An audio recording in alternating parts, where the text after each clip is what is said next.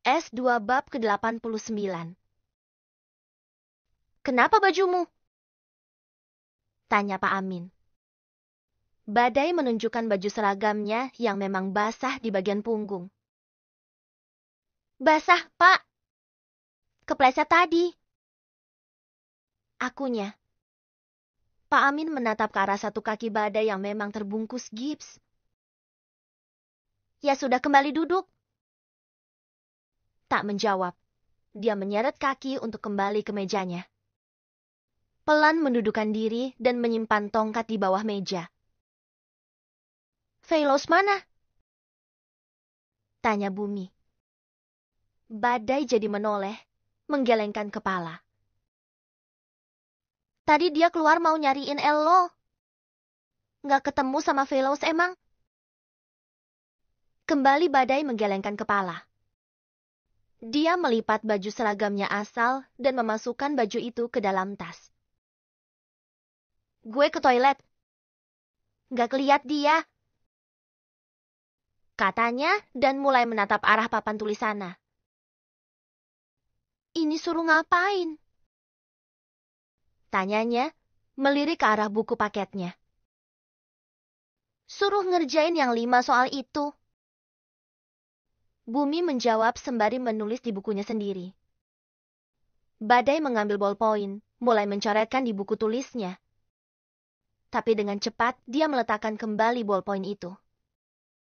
Tangannya masih grogi sampai ballpointnya bisa gerak sendiri dan tulisannya jadi aneh. Dia menunduk, menarik napas dalam, dan membuangnya cukup pelan. Sebenarnya baju seragamnya enggak benar-benar basah, tapi sengaja dia basahi untuk alasan saja. Kalung itu juga masih menyantel di kancing baju, belum terlepas. Gila sih, gumam Badai dalam hati. Cewek itu auranya mirip kuntilanak. Deketan bisa bikin jantung gue ketakutan kayak gini. Di sini, di gudang tempat penyimpanan meja dan kursi yang sudah rusak. Dua anak manusia ini masih duduk di atas meja sini dengan kedua bibir yang menyatu. Tapi detik kemudian Velos mulai menarik diri, menempelkan keningnya ke kening Zira dengan deru nafas yang memburu. Udah lama nggak begini sama Zira. Jadi rasanya kayak nggak mau berhenti melumat bibir Zira yang ternyata membuatnya selalu menginginkan. Tatapan Velos terarah pada saku baju Zira. Ada handphone yang terselip di saku itu. Tangannya yang membingkai wajah Zira bergerak, memegang tepat di saku baju. Dengan sengaja Velos meremas pelan salah satu dada yang tentunya terhalang beberapa kain dan handphone. HP lo, ende ya. Ucap Velos, pakai alasan handphone. Zira menarik tangan yang melingkar di leher Velos, lalu mengambil handphone dari sakunya. Dia mendongak, menatap wajah Velos yang terlihat menahan sesuatu. Adinda! Seru Velos lirih dengan... Zira menarik tangan yang melingkar di leher Velos, lalu mengambil handphone dari sakunya. Dia mendongak, menatap wajah Velos yang terlihat menahan sesuatu. Adinda! Seru Velos lirih dengan bibir yang gemetar. Kanda! Balas Zira dengan tetap saling beradu tatap. Bol! Pengen kaya yang di kamar waktu itu. Zira memotong kalimat yang akan Velos katakan dengan suara merengek manja. Ha! Velos sedikit tercekat mendengar permintaan berupa kepengenan yang terlalu jujur. Dia jadi meneguk ludah, sedikit menunduk karena tangan Zira menarik lehernya.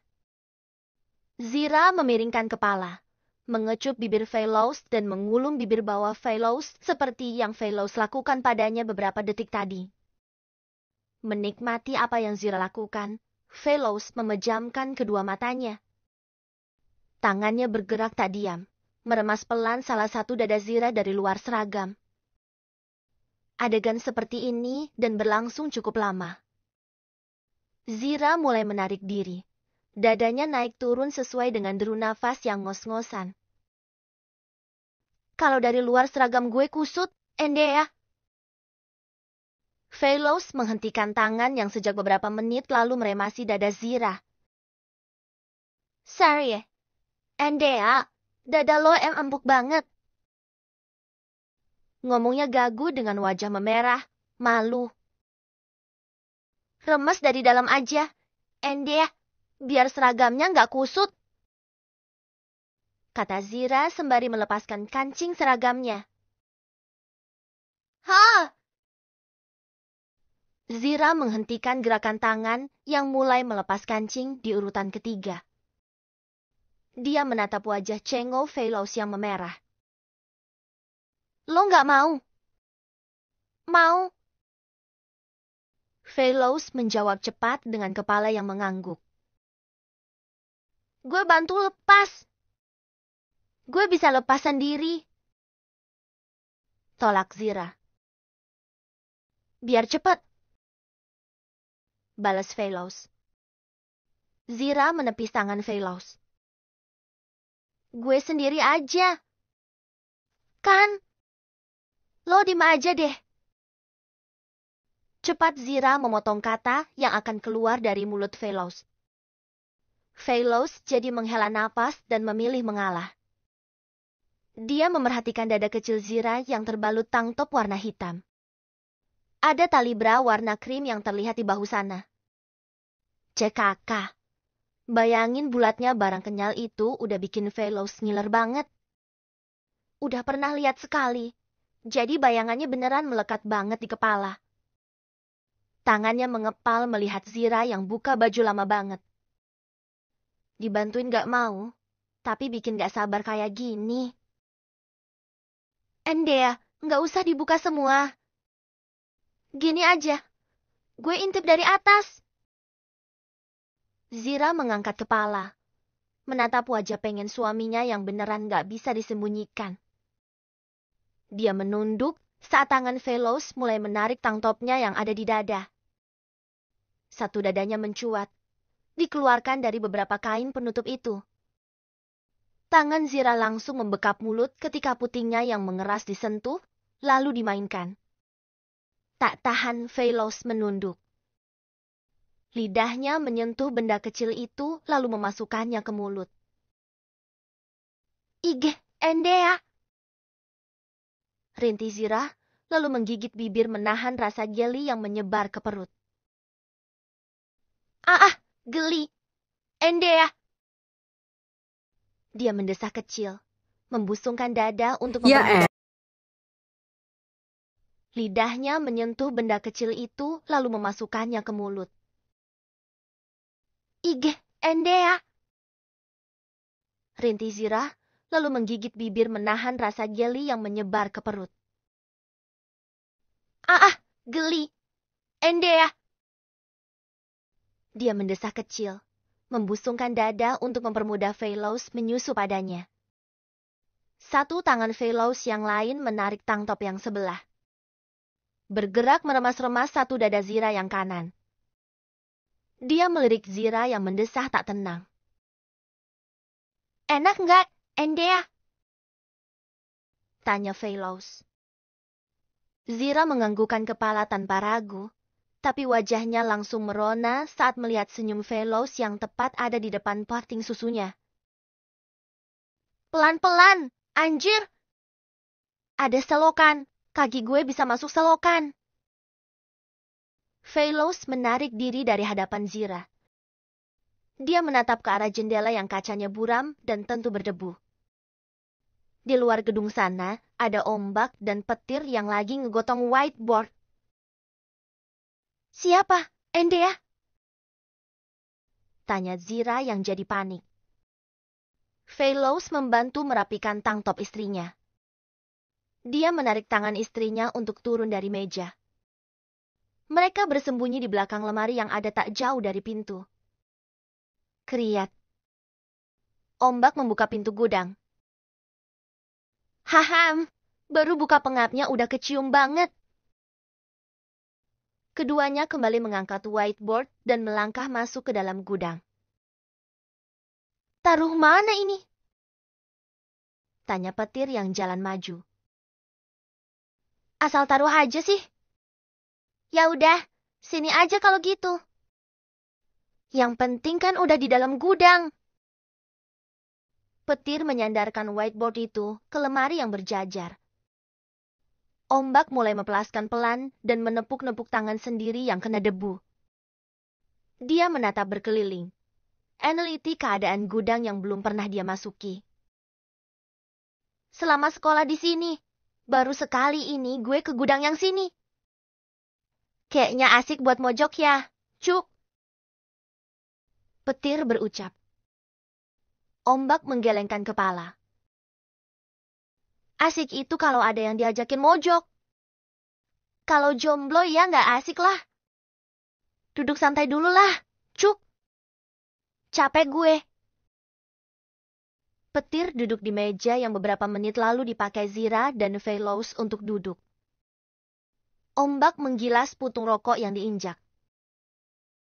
Bener nih, emang di sini aman kalau mau ngerokok? Cekakak. Sayang gue nggak bawa rokok. Siapa yang ngerokok di sini? Petir bertanya sembari melirik putung rokok yang diinjak ombak.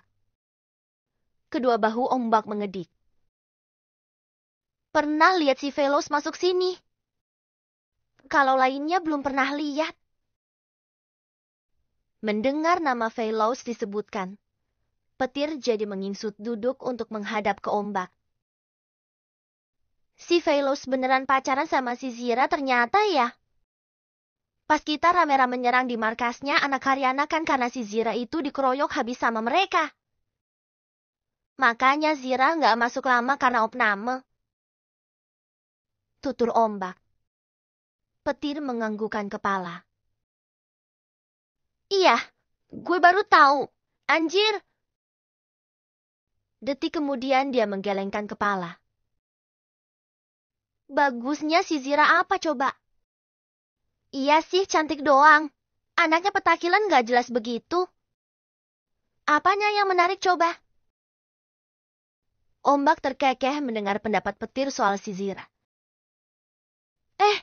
Gue juga heran deh.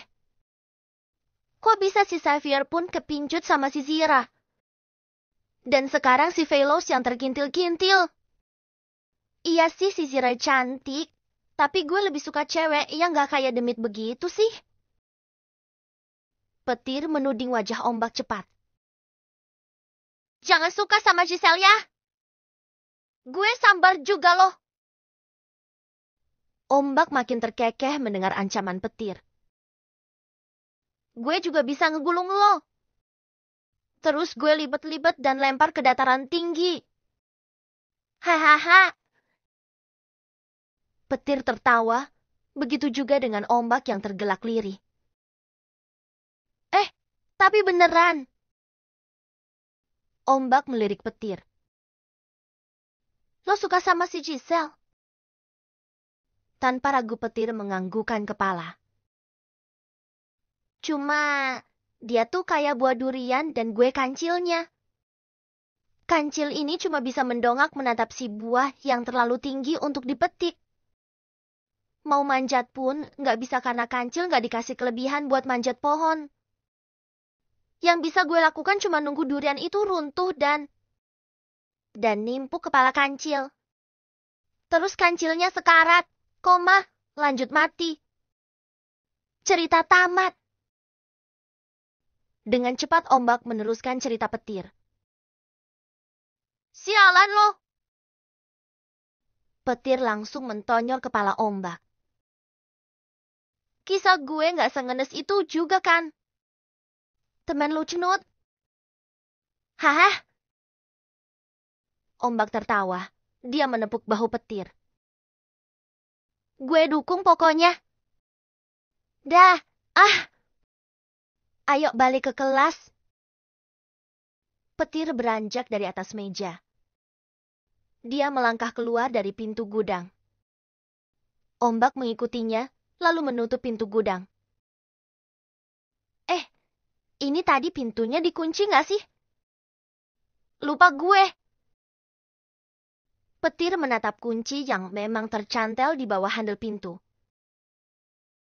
Kunci aja sih. Biar aman. S2 bab ke-90.